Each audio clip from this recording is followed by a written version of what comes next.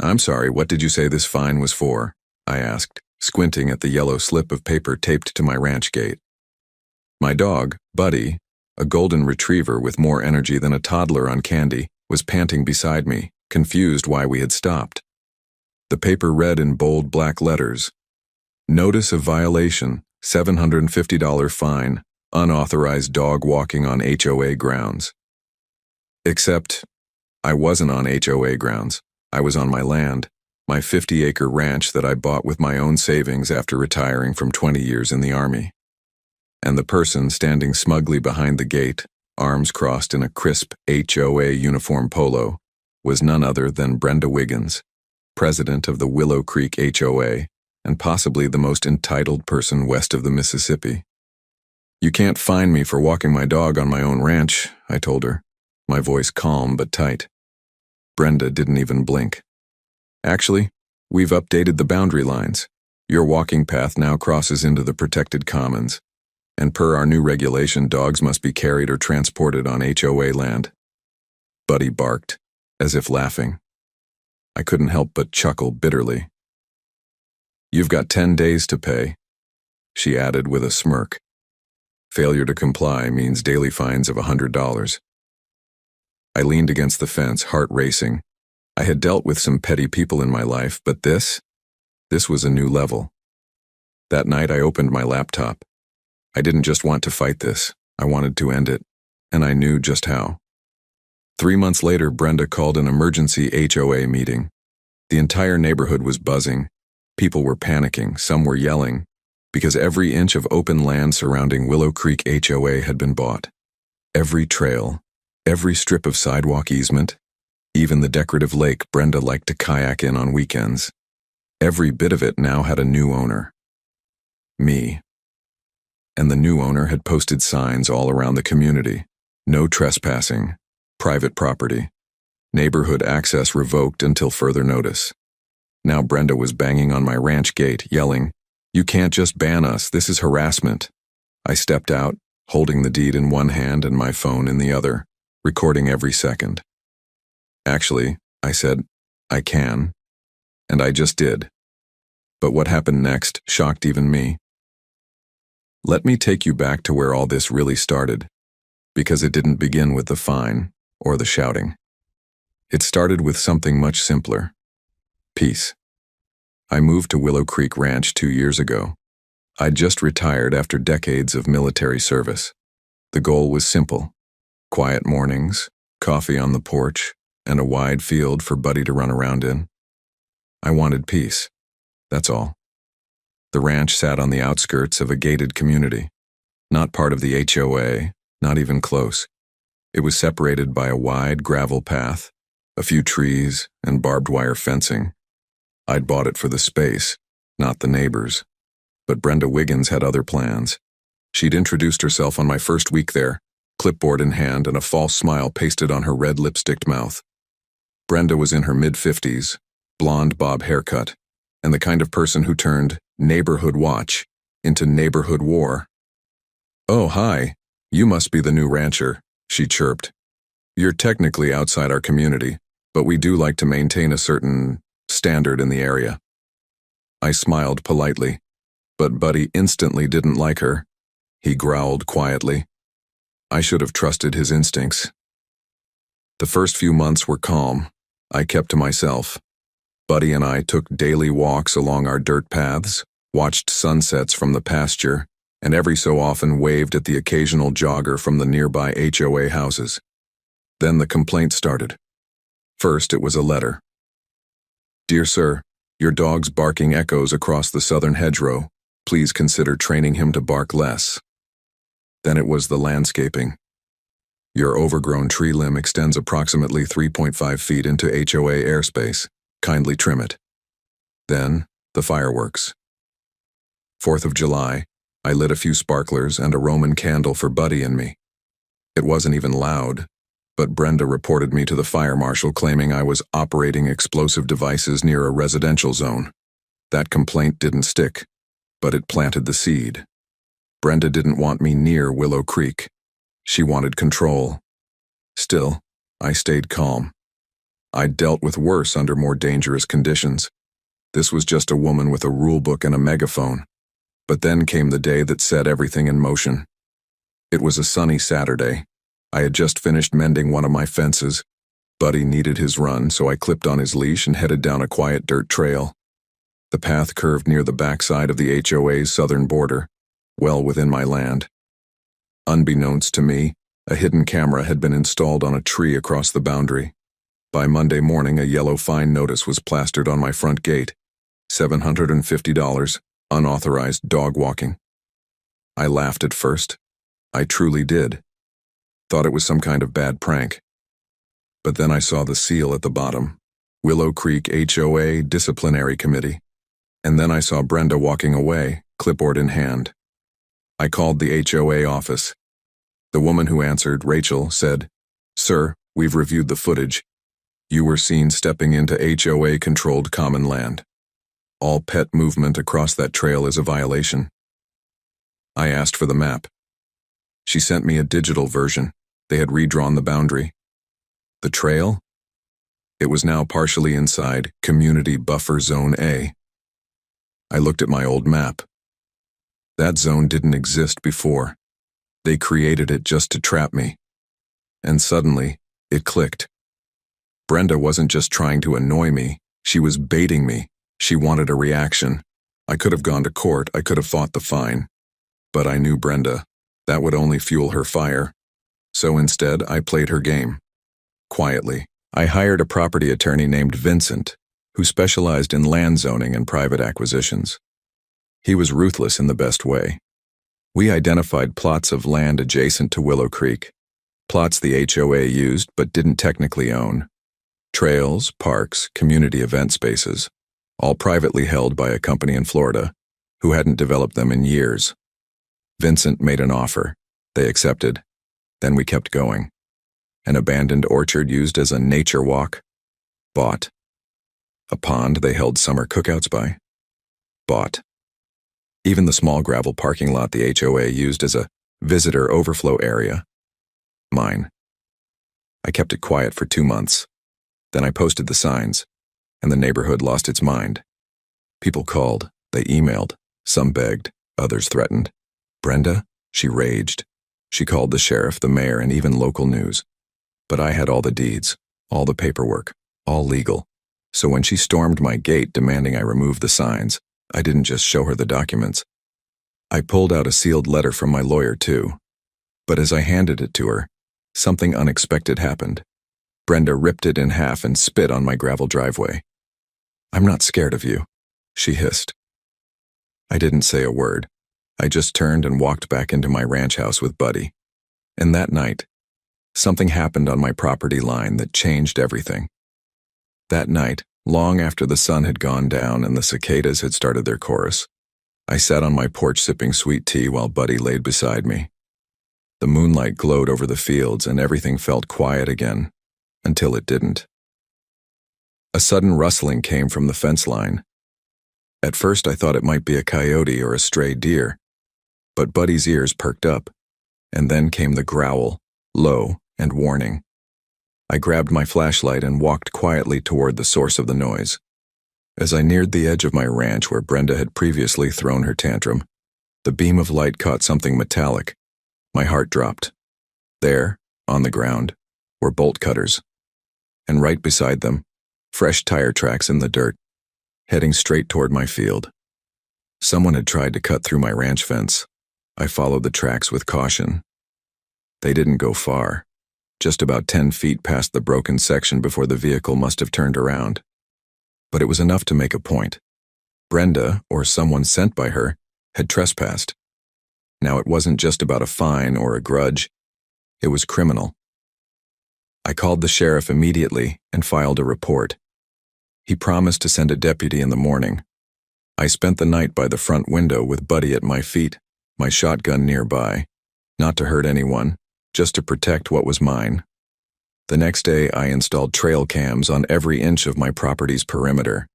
And then I did something even Brenda didn't see coming. I built a wall, not just a symbolic one. A real 8-foot privacy fence made of reinforced cedar and steel posts, surrounding every inch of my land that touched the Willow Creek HOA. It took 2 weeks. The workers were fast, and I paid well to keep it quiet. When the wall went up, the complaints came pouring in. How dare you block our view? You're ruining the neighborhood's aesthetic. We demand you tear it down. One woman screamed that her daily walk felt claustrophobic without the view of my open fields. Brenda marched down to the county office trying to get it labeled a visual hazard. The clerk informed her the wall was on my property and met every building code. By the time the fence was finished, the HOA's fury had reached its boiling point. They were locked in. No trails, no emergency access, no lake use, no overflow parking, no buffer zone, just a wall, and signs, and silence. But I didn't stop there.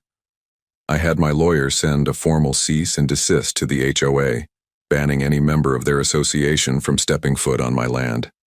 Violation meant prosecution. Some neighbors were livid, others were curious. A few even approached me privately to apologize and admit Brenda was out of control. One such neighbor was Tony Martinez. Tony lived in a modest 2-story house near the edge of the community. He was in his early 40s, a quiet guy with a wife, a teenage daughter, and a love for grilling. I just wanted to say, Tony told me one afternoon, I think what they did to you was wrong. Brenda speaks for herself, not all of us. I appreciated the words. Honestly, I did. But my guard was still up. I don't hold it against the whole neighborhood, I said. But I won't tolerate threats on my land. Not anymore. Tony nodded. I get it. But if you ever need help fixing fences or anything, I owe you one. Just say the word. That conversation planted a seed in my heart. Not everyone in Willow Creek was a Brenda. Some were just stuck under her rule. But my moment of reflection was short-lived, because that very weekend, I received another letter. This time it wasn't taped to my gate. It was delivered directly to my ranch by certified mail. Inside was a crisp legal document complete with stamped seals and a bold heading, Cease and Desist Order, Nuisance Wall and Violation of Community Harmony. Signed, Brenda Wiggins, on behalf of the Willow Creek HOA Board. They were trying to sue me for building a wall on my land. I stared at the document, then laughed so hard I nearly dropped my tea. The HOA had just declared war, so I declared something of my own. The very next morning, I met with Vincent, my lawyer, and we put together a development plan, not to build condos or homes. No, I planned to turn the buffer zones into a private wildlife sanctuary. No trespassing, no access, no HOA approval needed. But the best part? I was going to host a public ribbon-cutting event and not invite a single neighbor. That move alone caused chaos at the next HOA board meeting. Vincent got a copy of the minutes. Apparently, Brenda screamed, "He's trying to build a zoo next to our homes. A zoo! What if there are bears?" Spoiler, no bears. Just some rescued deer and foxes. But I didn't correct her. The fallout from the lawsuit filing got worse for the HOA. Some neighbors were furious that their dues were being used to fight a rancher on land he clearly owned. People started showing up to meetings demanding Brenda step down. Flyers popped up on doorsteps reading, "HOA fees rising, but for what? Who's really protecting our community?" That's when Brenda got desperate. She came back to my gate again. But this time she wasn't yelling, she was crying. "I didn't mean for this to go this far," she said, wiping her eyes. "I was just trying to keep the neighborhood nice. You didn't have to buy everything and block us out." I looked at her. This woman who had mocked me, fined me, tried to humiliate me. And I felt nothing. "I gave you chances," I said. "You turned peace into punishment." She looked away. "Can we at least talk?" she whispered. "Maybe work something out?" But before I could answer, Buddy started barking again, loud, sharp. I turned. A fire truck was pulling up to the Willow Creek clubhouse. Smoke was rising in the distance, thick and gray. Brenda's mouth fell open. Someone had set fire to the community welcome center, and the HOA's nightmare had just begun. The clubhouse was burning fast. Thick black smoke curled into the sky, visible from my ranch porch. Buddy barked non-stop as sirens screamed down the road.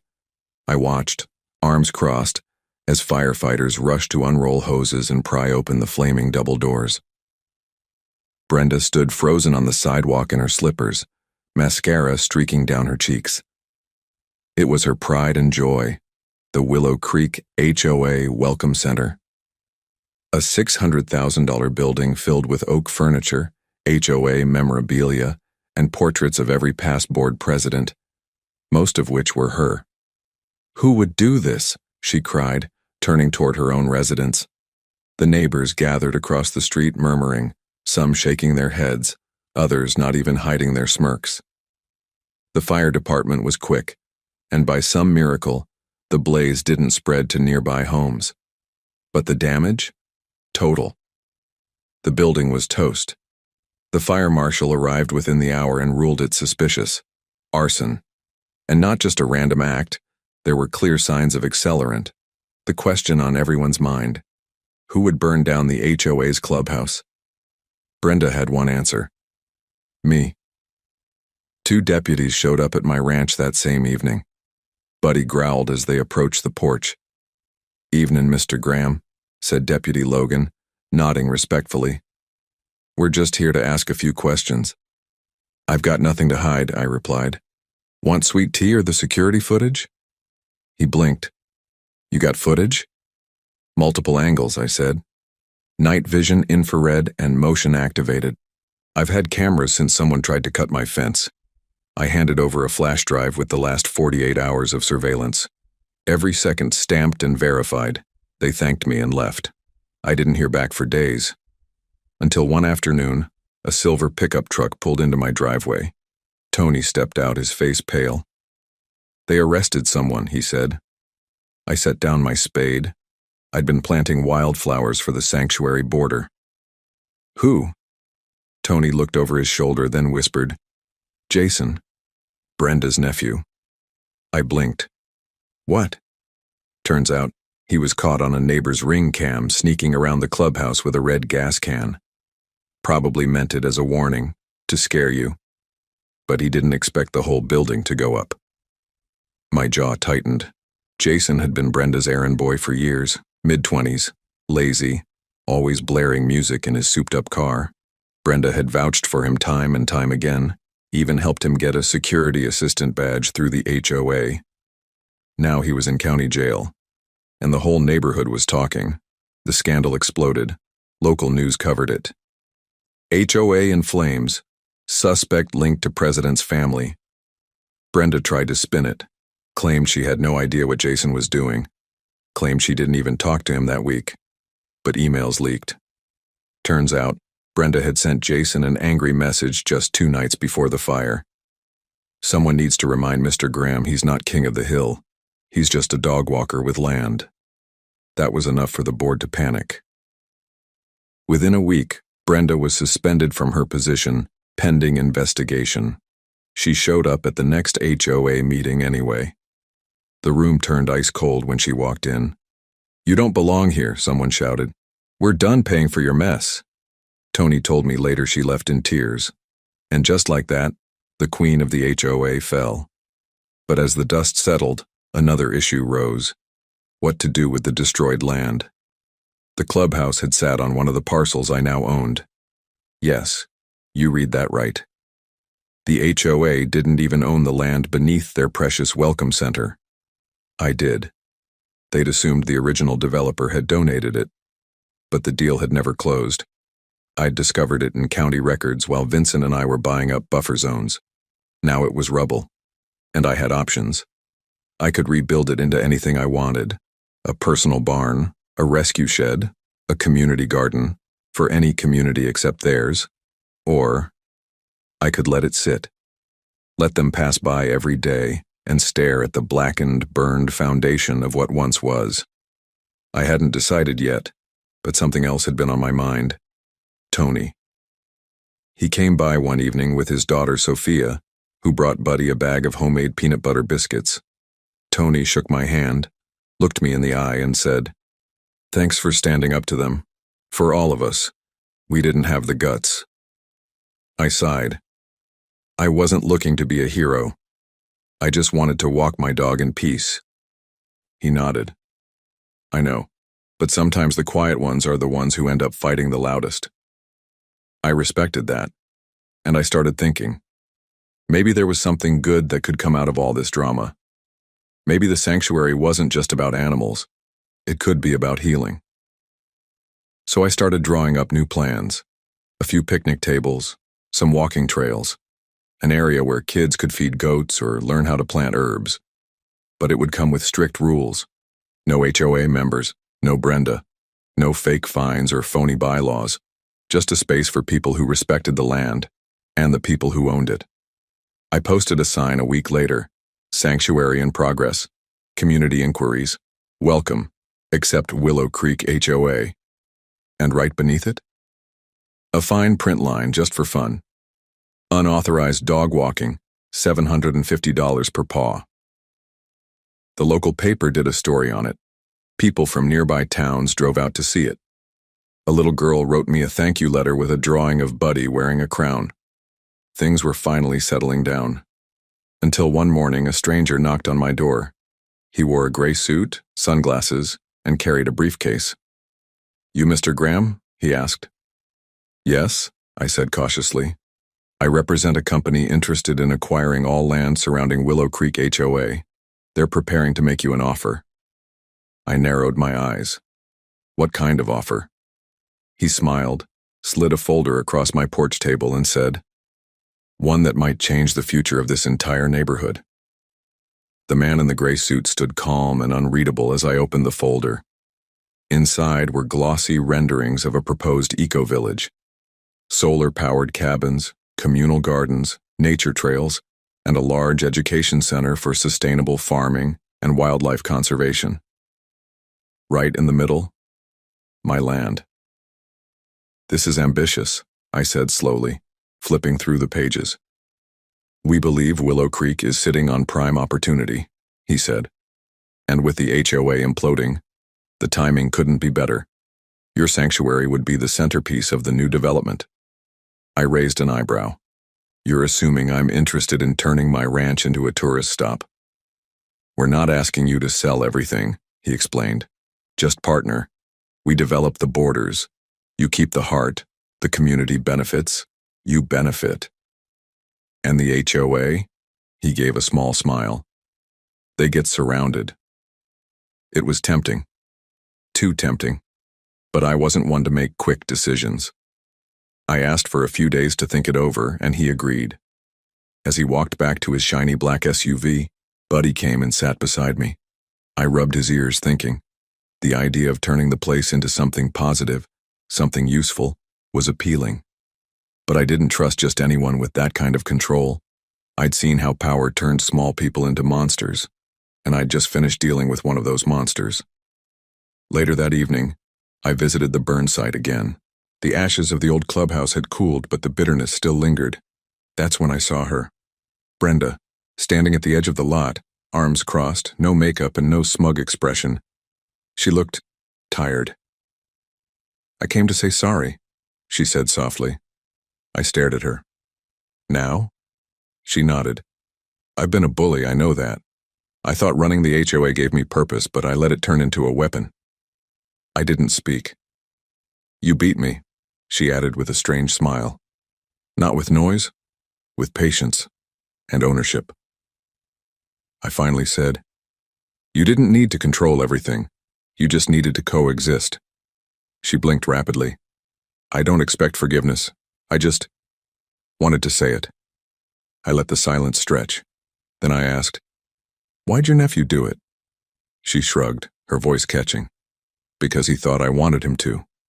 She walked away without another word. It didn't make things right, but it was the first time I saw her without armor. The next day, I called a meeting, but not at the HOA, at my sanctuary site. I set up chairs under the shade of an old oak, posted a flyer in the general store and online. I told people it was a meeting about the future.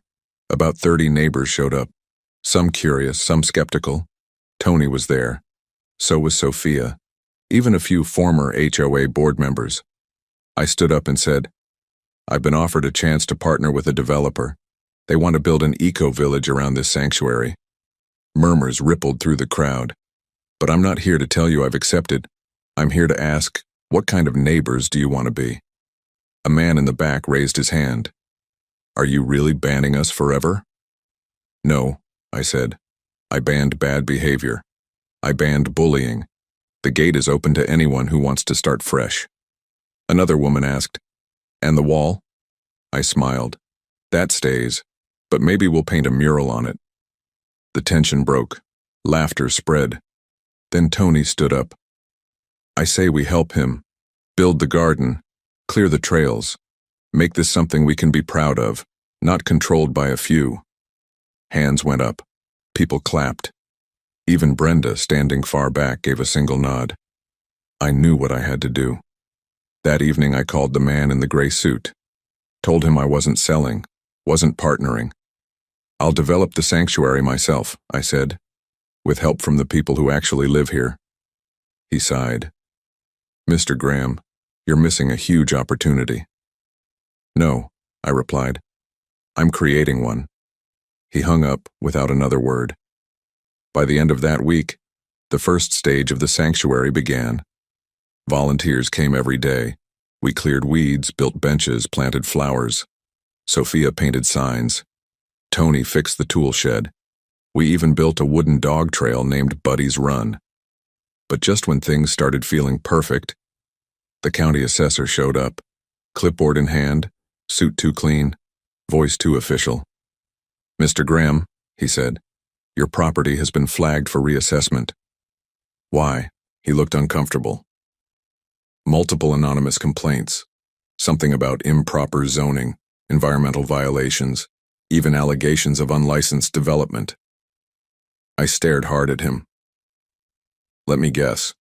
Those complaints came from a P.O. box in Willow Creek. He didn't answer. He didn't have to. I thanked him, then slammed my door shut. It wasn't over yet.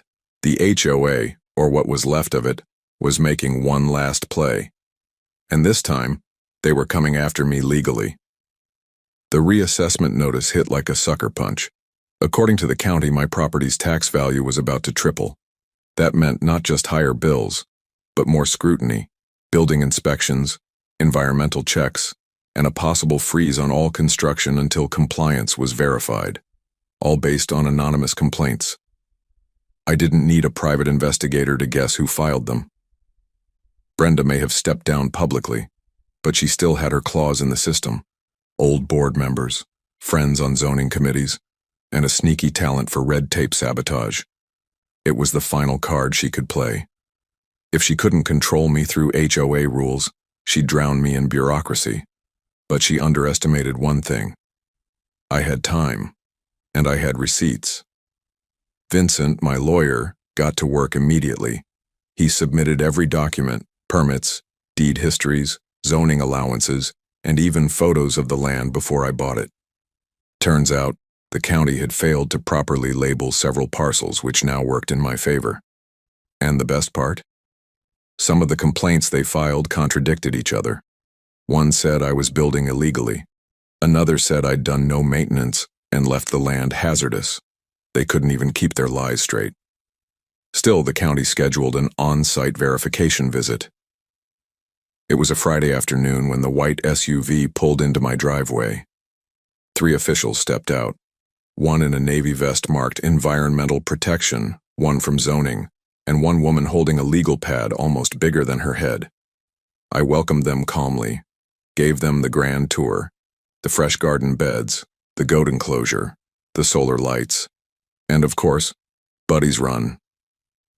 By the end of the walkthrough, the zoning officer looked around and said, "Honestly, this place is more compliant than most of the parks we maintain." The woman with the legal pad muttered, "Looks like we've wasted a trip." I smiled. "Hope you enjoyed the fresh air." They left. I poured myself a glass of iced tea and sat on the porch. Brenda's plan had failed. Again. But the next day, she snapped. I don't mean a complaint or a letter or another visit, I mean snapped. Tony called me, his voice shaking. "Graham, Brenda's in front of the mural wall. What's she doing? She's spray painting over it, cursing, screaming. She's got a whole can in each hand. I grabbed my keys and rushed out. By the time I got to the wall, she'd already defaced half the painting, an image of Buddy with sunflowers and blue sky, a piece of peace we all built together. Now it was covered in red and black X's, words like tyrant, liar, and go away. And there she stood, Brenda Wiggins, HOA's fallen queen, paint-streaked and wild-eyed. "You think you can just erase us?" she screamed as I approached. This was our neighborhood. This was our home. I didn't yell, didn't curse. I simply said, "You were supposed to protect this place, but all you ever did was poison it." Her hands trembled. She dropped the can. "I gave everything to this community. And when they didn't give you worship in return, you turned on them." She looked around. For the first time, she looked alone. No board members, no clipboard, no one backing her. Just silence. I took out my phone, not to film, but to call the sheriff. "I'm not pressing charges," I told the deputy when they arrived. "Just trespassing documentation and a restraining order." Brenda didn't resist. She walked away slowly, escorted like a ghost from her own empire. The wall was damaged, but it could be repainted. The community was stronger now. United by her downfall, yes, but more than that, by something better. Trust. Later that night, Tony and Sophia returned to help repaint. So did others. In fact, almost a dozen neighbors showed up. One woman brought cookies. A teenager played music from a speaker. Someone set up a folding table with lemonade. It felt right. We finished the mural before sundown. And this time, beneath Buddy's smiling face, we added new words. This land doesn't divide us. It raised us. I leaned on the fence post, sipping lemonade as laughter filled the air. Then Tony stepped beside me. "You know," he said, "I heard a rumor." "Oh?" "Some of the remaining HOA members are talking about disbanding it." I blinked. "Seriously?" He nodded. "Too many lawsuits, too much backlash. Half the neighborhood wants to switch to a voluntary association. No dues, no board." I let that sink in. All the fights, the sabotage, the fire, the wall. And now, the HOA might collapse from the inside. "Guess karma really is patient," I muttered. But before we could celebrate, an unfamiliar car pulled up. A sleek black Range Rover. Out stepped a man in a tailored gray suit. Not the first one. A different one. He walked straight toward me and said, "Mr. Graham, I understand you declined our last proposal. I represent a separate group, private buyers, wealthy ones." He handed me a sealed envelope. "What's this?" I asked. "An offer," he said smoothly, "to purchase everything you now own, every square foot around Willow Creek." I opened it, and what I saw inside made my knees wobble. The number on the page nearly stopped my heart. 8 zeros. That's how serious this new offer was. The document inside was short and direct. A full buyout proposal for every piece of land I owned bordering Willow Creek, including the sanctuary, the trailways, the orchard, the pond, and the old burned clubhouse lot. The buyer remained unnamed, hidden behind a high-powered firm with offices in 3 states. And the offer? Cash. Immediate. "We're prepared to close within 10 business days," the man in the gray suit said. "No inspections, no counteroffers. You walk away and we handle the rest." I closed the folder slowly and stared at him. "This kind of money? It's not for a community garden," I said. He smirked. "That depends on how you define community." I nodded. "Right. You're not building an eco-village. You're building a gated resort, maybe even a golf course." "Mr. Graham," he said, stepping closer, "you've already won the war.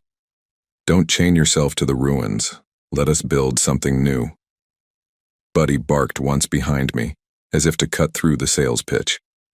I looked around at the land, the sanctuary, the picnic benches, the mural on the fence now glowing in the setting sun.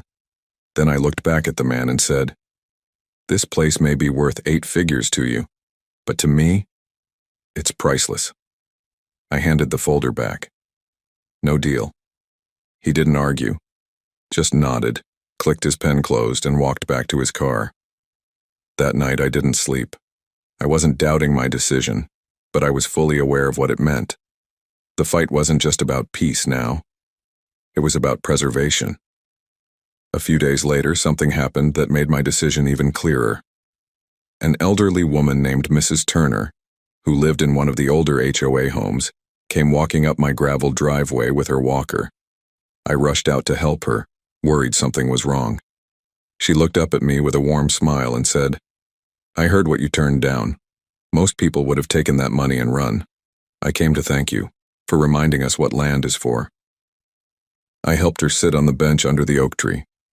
She told me how her late husband had always dreamed of moving out to the countryside, but the HOA's constant rules and stress had kept them boxed in. "He passed away before we could ever leave," she whispered. "But now when I visit this place, and it's like I finally made it." That was the moment I knew I'd made the right call. This wasn't just my sanctuary anymore. It belonged to all the people who had been silenced, pushed, or punished by the system that claimed to protect them. In the weeks that followed, word of the rejected offer spread. Local news ran a headline, "Veteran Rancher Turns Down Fortune to Protect Sanctuary." The article went viral. Letters started coming in. Volunteers arrived from towns I'd never heard of. Donations, seeds, paint, playground materials. And then, a letter from the county board arrived. It read, "As of this date, Willow Creek Homeowners Association has officially dissolved its charter. Oversight will revert to county governance. Residents may organize under new terms if desired." It was done. The HOA was gone. And in its place, a new banner at the sanctuary entrance, "Welcome to Willow Ranch, a community without fences." The old HOA sign was removed from the neighborhood gate. A group of teens turned it into an art project, painting it bright yellow with sunflowers and the words "Kindness First" across the middle. One afternoon, as I was restocking the tool shed, Tony walked up with Sophia and a few other neighbors. "We were talking," he said, "and we want to elect you to lead the new community co-op, just to keep things organized." I raised an eyebrow. "I didn't sign up to be mayor." Tony laughed. "You're not. You're just the guy we trust." I thought about it. "All right," I said, "but only if we all agree that every dog has voting rights." Sophia giggled and pointed at Buddy. "Then Buddy's president." And just like that, we weren't just surviving anymore. We were thriving. But as things returned to calm, I received one last surprise. A letter. No return address. Just my name written in shaky cursive. Inside was a single line. "You beat me, but I hope someday we can walk the trail together. Brenda." I folded it slowly, tucked it away, and said out loud, "I hope so too." But just as I placed it in the drawer, Buddy started barking again. Hard, fast. I looked up, and there, at the edge of my field, was a luxury black SUV slowly pulling onto my ranch. A new face stepped out. But the logo on the car door?